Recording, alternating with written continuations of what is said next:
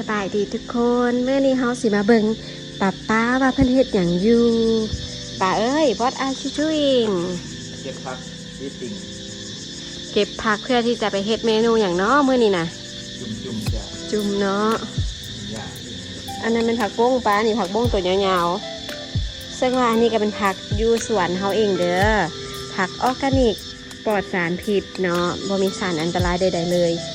มันจะมีแต่เฟืองเนาะที่เฮาใส่แล้วก็ขิงว่าขีดขวยและตอนนี้อีป่าเก็บผักอย่างเนาะหั่น หอมปล้อม หอมปลอมนี่อันนี้คือสิ่งที่มันเก็บมาได้ผักอย่างแดแล้ว ผักบุ้งกับผักปล้อม อืมสองผักปลาจิกปลาเจียวผักอย่างแด หอมปล้อมแล้วก็ประกาศบวกตุ่มแล้วก็พอแล้วประกาศอะไร เขามีผักกาดซ้อม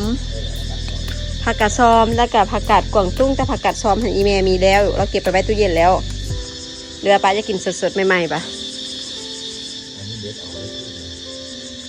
เด็ดเอาก็ได้เด็ดเอาแต่อันโดยใส่โยกแค่เบิ่งในรูหันมันเป็นแนวใดกวางตุ้งนี่นะใส่เลย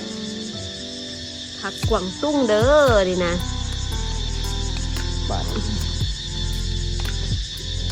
เดี๋ยวเวลาที่เราได้กินผักที่ปลอดสารพิษป่ารู้สึกว่ามันโอเคบ่เดี๋ยวว่ารู้สึกยังไงเวลาปลูกกินเองแล้วรู้สึกยังไง ปลอดภัย ปลอดภัยนะที่นี่หมายความว่าแนวไหนเนาะ บุญสารพิษสารเคมี อืม แบบสดๆต่อร่างกายปาดเอาง่ายก่อนเลย อ่ะ หน้าออกมาแล้ว ก็หาวิธีเดียวแหล้ว ปาดเอาง่ายกว่า อันนี้เป็นผักกวางตุ้งเด้อเดี๋ยวคันว่ามันเบิดแล้วเราก็ต้องได้เอาขึ้นแล้วก็พรวนดินใหม่แล้วก็ปลูกใหม่ยุงหลายอยู่เด้อนี่เป็นยังไงปาดผักนี่รู้สึกว่ามันยุ่งยากบ่ บอก ใครอยู่เพราะว่า ดี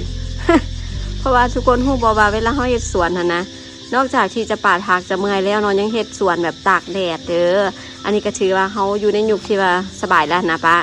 ก็บ่แม่นยุคดอกเฮาแบบว่าสามารถที่จะมีอาชีพที่ว่าหลีกเลี่ยงการเฮ็ดสวนหั่นนะเพราะว่าตะกี้พ่อแม่ของข่อยก็เฮ็ดสวนได้ป้า อืม ก็เมื่อยก็ฮ้อนกว่าสิได้เงิน1กีบ1สตางค์ก็บ่เป็นเรื่องง่าย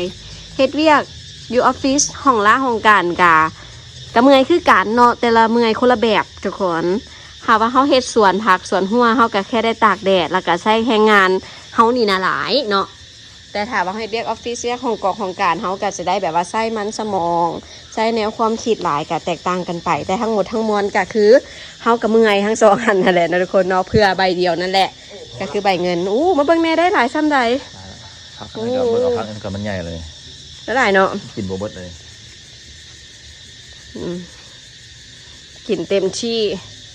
อันนี้แม่มีในตู้เย็นเราไปล้างเอาเลยเพราะว่าเราเด็ดไปแล้วป้าเชอรี่จุ่มแซ่บอ๋อเจ้าบ่มากว่ะ บ่มักหอมปลอม แนวแซ่บหอมๆซะระบบหมัก ผู้ใดมักก็เอาปาดให้ น้อยหนึ่งซะผู้ใดมากว่าสันกะเมียนี่ละมาก ปาดให้เลย น้อยหนึ่งก็ได้ปะโอเค that's it สุกมันจะหอมเลย หอมเด้อฉันทำเชอรี่นี่นะเบิ่งผักค่ะแม่ทุกคนเป็นผักสวนหลังบ้านเด้อนี่นะสวนหลังบ้าน เต็มละพอละ ซ้ำนี่กับแบบกินแบบบักหลายแล้วมีเซอร์รี่มีผักกาดเกือบว่าเป็น10ชนิดได้ที่เขาปลูกเนี่ย1เซอร์รี่2ผักกาดซ้อม3กวางตุ้ง4แมนผักสีเนาะ4ก็เป็นผักสี5ก็แมนหอมป้อม6แมนกระเทียมกระปุกกินเอง7ผักบัวเนาะผักบัวก็มี8ผักบง9ก็คือหมักเล่นนี่ทุกคนนี่กระปุกเองหมากเล่นหน่วยใหญ่ๆ10ก็คือหมากเพชรเนาะแล้วยังมีผักยูหันก็คือผักหอมเด้อทุกคนผักหอมยูหันพร้อมผักหอมยูหันมี11ชนิดกินแบบเต็มที่เลยจ้าหลังบ้านก็สามารถเฮ็ดครัวแบบที่ว่าเฮ็ดผักสวนครัวได้แล้วเด้อ